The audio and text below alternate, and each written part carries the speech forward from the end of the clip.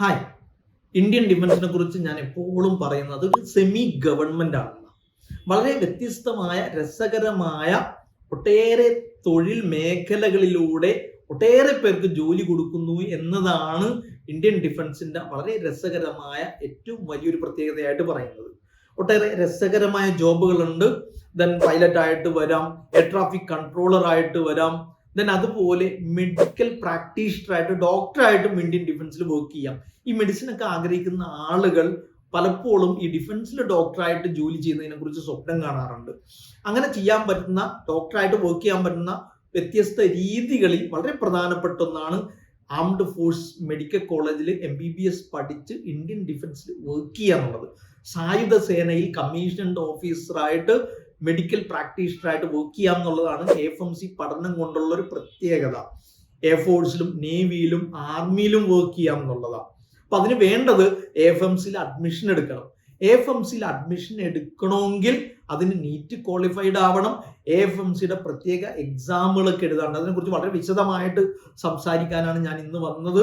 നിങ്ങൾ ശ്രദ്ധിക്കേണ്ടതുണ്ട്. AFMC ഒക്കെ ഭയങ്കര സ്വപ്നമാണ്, ഡിഫൻസിൽ ഡോക്ടർ ആവാം, അതൊക്കെ സമ്മതിച്ചു. പക്ഷേ നിങ്ങൾ അതിന് ജോയിൻ ചെയ്ത് കഴിഞ്ഞതിന് ശേഷം പിന്നീട് മാറാൻ തീരുമാനിച്ചാൽ നടക്കില്ല എന്ന് മാത്രമല്ല, ഷോർട്ട് സർവീസ് കമ്മീഷനോ പെർമനന്റ് കമ്മീഷനോ ആയിട്ടായിരിക്കും ജോബ് വരിക. തെരഞ്ഞെടുക്കപ്പെടുന്ന ആളുകളിൽ പകുതി പേർക്കും ഷോർട്ട് സർവീസ് കമ്മീഷനും പകുതി പേർക്കും പെർമനന്റ് കമ്മീഷനുമായിട്ടാണ് വരിക.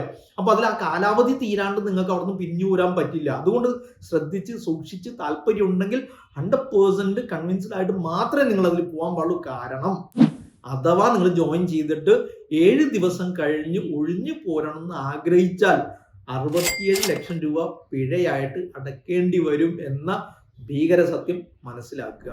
ഇനി എങ്ങനെയാണ് ഈ സെലക്ഷൻ നടക്കുന്നത്?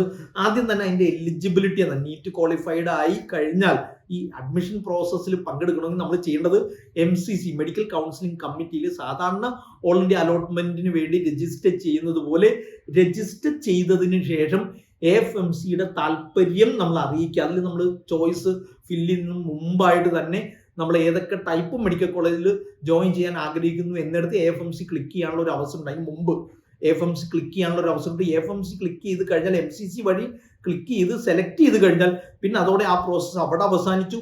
പിന്നീട് AFMC ആണ് നേരിട്ട് സെലക്ഷൻ പ്രോസസ്സ് കണ്ടക്ട് ചെയ്യുന്നത്. അങ്ങനെ താല്പര്യം അറിയിച്ച വിദ്യാർത്ഥികളിൽ നിന്ന് ആവശ്യമുള്ള എണ്ണത്തിന്റെ 12 or 13 ഇരട്ടി സെലക്ട് ചെയ്യും. ഉദാഹരണത്തിന് 145 പേരാണ് എല്ലാ വർഷവും AFMC സെലക്ട് ചെയ്യുന്നത്. അതിൽ 30 പെൺകുട്ടികളും 115 ആൺകുട്ടികളുമാണ്.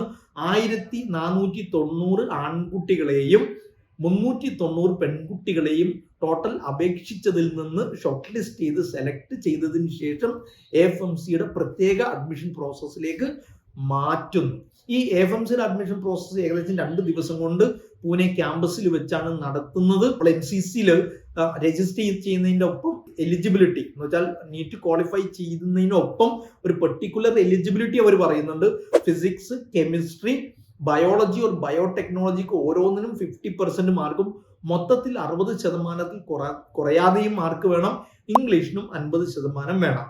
ഏജ് പറയുന്നത് 17 മുതൽ 24 വരെയുള്ള അൺമാരീഡ് മെയിൽ ആൻഡ് ഫീമെയിൽ ആണ്. പഠനം തുടങ്ങി അവസാനിക്കുന്നത് വരെയും അൺമാരീഡ് ആയിരിക്കണം, വിവാഹിതരാവാൻ പാടില്ല എന്ന നിബന്ധനയും കൃത്യമായിട്ട് AFMC പറയുന്നുണ്ട്. നമ്മൾ പഠിച്ച് ജോയിൻ ചെയ്ത് കഴിഞ്ഞ് കോഴ്സൊക്കെ കംപ്ലീറ്റ് ചെയ്ത് കഴിഞ്ഞാൽ 1 ലക്ഷത്തിനടുത്ത് സാലറി കിട്ടും എന്നുള്ളതാണ് രസകരമായ വസ്തുത. അതോടൊപ്പം 3 കൊല്ലത്തെ സർവീസ് കഴിഞ്ഞാൽ നമുക്ക് ഡിഫൻസിന് കീഴിലുള്ള വിവിധ മെഡിക്കൽ കോളേജുകളിലും സ്ഥാപനങ്ങളിലും ഹോസ്പിറ്റലിലും PG പഠിക്കാം എന്നുള്ളതാണ്. ഏകദേശം 10 സ്ഥാപനങ്ങൾ ഡിഫൻസിന് കീഴിൽ PG പഠിക്കാൻ സൗകര്യം ഒരുക്കുന്നുണ്ട്. അപ്പൊ നമുക്ക് ഇവിടെ തന്നെ PG ഒക്കെ പഠിക്കാം, ഫ്രീ ആയിട്ട് പഠിക്കാം എന്നുള്ളതാ. ഒപ്പം ജോലി ചെയ്തുകൊണ്ട് തന്നെ 1 ലക്ഷത്തിന് മേലെ 1.5 ലക്ഷത്തിനടുത്ത് സാലറി വാങ്ങിക്കൊണ്ട് തന്നെ നമുക്ക് PG പഠിക്കാം എന്നുള്ളതാണ് ഈ AFMCയിൽ പഠിക്കുന്നത് കൊണ്ടുള്ള പ്രത്യേകത. ഇനി AFMCയിലേക്ക് നമ്മൾ MCC വഴി താല്പര്യം അറിയിച്ചു കഴിഞ്ഞാലുള്ള പിന്നീടുള്ളത് ഒരു സെലക്ഷൻ പ്രോസസ്സിന്റെ 3 ഘട്ടങ്ങളാണ്. ആദ്യം ടോളർ എന്ന് പറഞ്ഞൊരു എക്സാമിനേഷൻ ഉണ്ട്. അത് കമ്പ്യൂട്ടർ ബേസ്ഡ് ടെസ്റ്റ് ആണ്.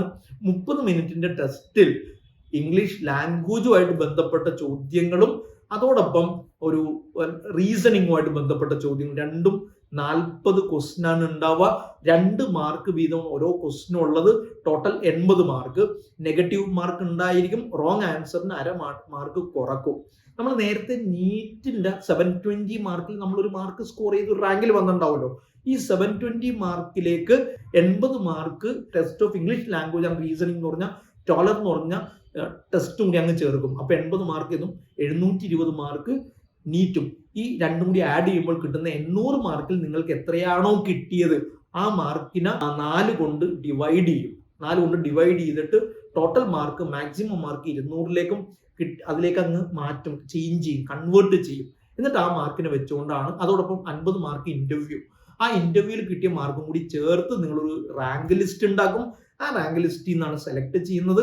അവിടെയും റാങ്ക് ലിസ്റ്റ് ഉണ്ടായി കഴിഞ്ഞാൽ പിന്നെ മെഡിക്കൽ ഫിറ്റ്നസും അതുപോലെ തന്നെ ഹെൽത്ത് ചെക്കപ്പ് ഒക്കെ ഉണ്ടായിരിക്കും. അതൊക്കെ കഴിഞ്ഞിട്ടാണ് അതിന് കൃത്യമായ മാനദണ്ഡങ്ങൾ പറയുന്നുണ്ട്.